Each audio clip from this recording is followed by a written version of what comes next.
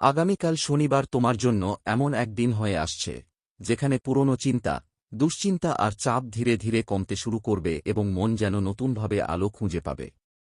সকাল থেকেই একটা আলাদা অনুভূতি তৈরি হবে, যেন মনে ভর করবে শান্তির নরম শব্দ, আর চারপাশ যেন একটু বেশি পরিষ্কার মনে হবে।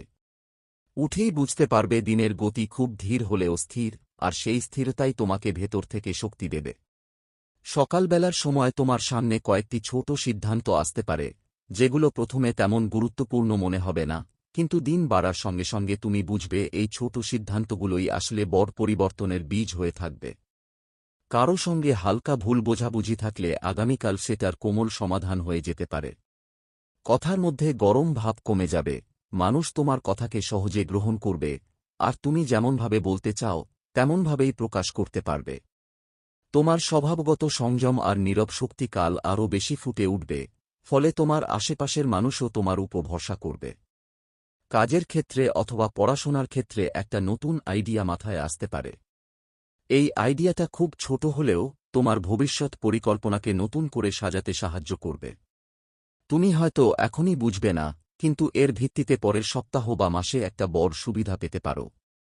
দুপুরের দিকে ভাগ্যের দিক থেকে ছোট কোনো ইতিবাচক ঘটনা ঘটতে পারে, যেমন হঠাৎ কিছু সহজ হয়ে যাওয়া বা এমন কারো সাহায্য পাওয়া যার কথা তুমি ভাবতেই পারনি।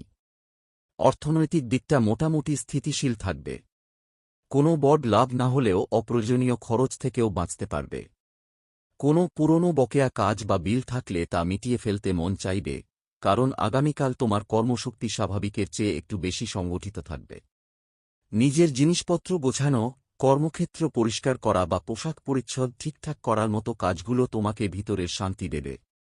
সম্পর্কের ক্ষেত্রে আগামীকালটা বেশ নরম ও কোমল যাবে। যার প্রতি তুমি মন রেখেছ বা যাকে তুমি খুব ভালোভাবে বোঝো, তার কাছ থেকে মিষ্টি আচরণ পেতে পারো। কারো পুরনো অভিমান ভেঙে যোগাযোগ আবার গরম হয়ে উঠতে পারে। যদি সম্পর্কে ঠান্ডা ভাব থাকে, তবে আগামীকাল একটা সূক্ষ্ম বদল হবে, যেন কথা না বললেও মন বোঝাপড়া তৈরি হবে।